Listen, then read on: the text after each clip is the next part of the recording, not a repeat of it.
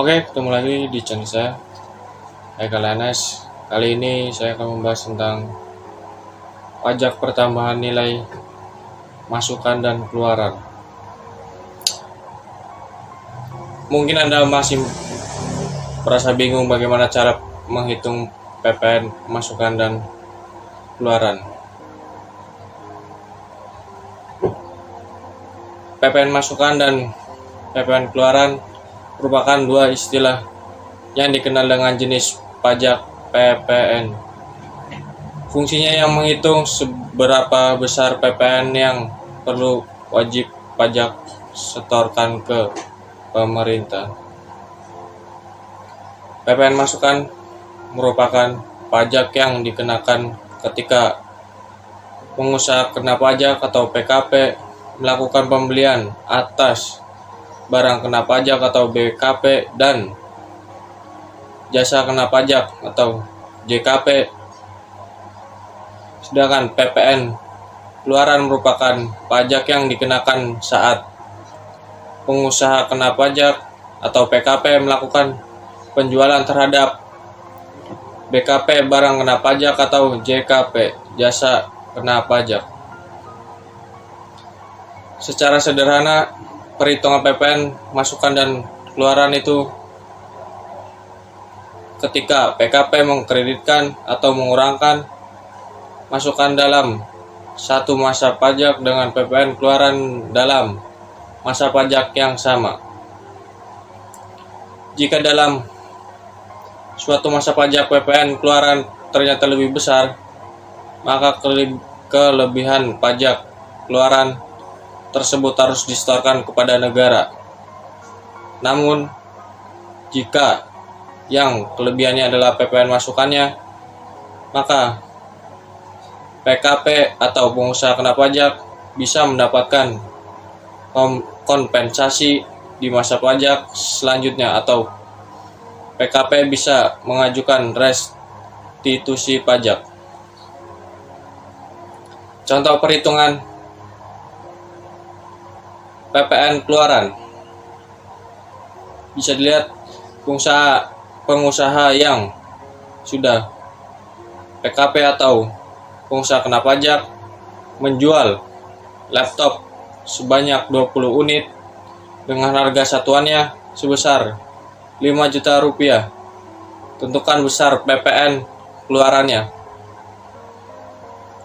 Harga satu laptop sama dengan 5 juta rupiah. PKP atau pengusaha kena pajak menjual sebanyak 20 unit. Maka 20 kali 5 juta sama dengan 100 juta rupiah. Maka PPN-nya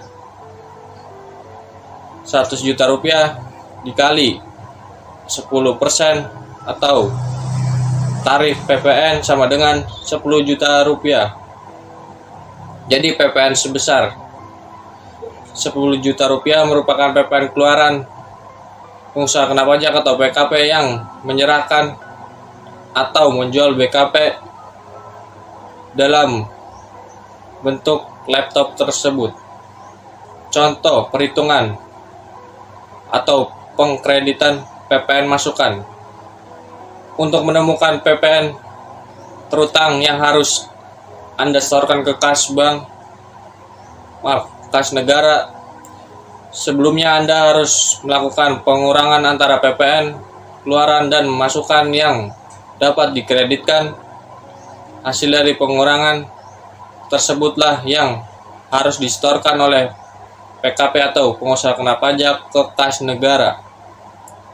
Meski pajak masukan ini dapat dikreditkan, namun ada batasan waktu pajak masukan bisa dikreditkan.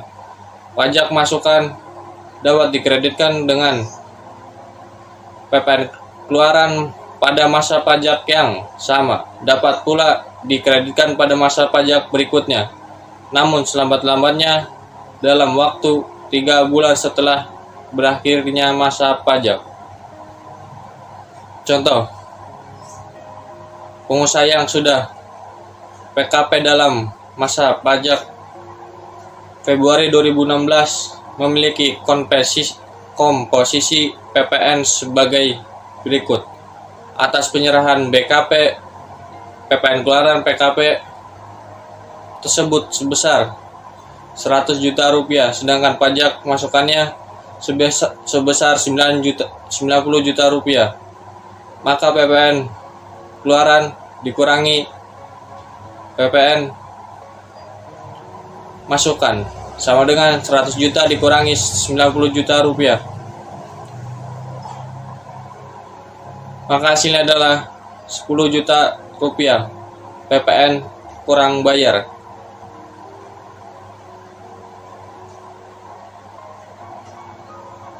Pada masa pajak Maret 2016, PPN keluaran PKP tersebut sebesar 110 juta rupiah, sedangkan pajak pasukan sebesar 130 juta rupiah.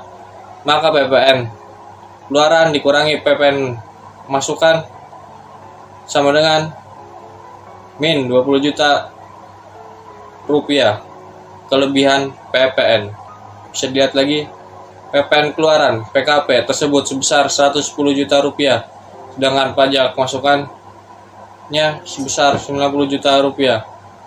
Maka PPN keluaran dikurangi pajak masukan sama dengan 20 juta rupiah PPN kurang bayar. PPN kurang bayar sebesar 20 juta rupiah kelebihan bayar pada bulan 20 juta rupiah. Jadi PPN pada masa April sama dengan 0 atau nihil. Baik PPN keluaran dan masukan yang dilakukan oleh PKP atau pengusaha kena pajak ini wajib dituangkan dalam faktur pajak sebagai bukti pungutan pajak yang dibuat oleh PKP atas penyerahan BKP atau JKP. Oke, sekian video pembahasan pajak pertambahan nilai masukan dan keluaran dan serta contohnya dari saya. Oke, terima kasih yang sudah menonton video ini. Semoga bermanfaat.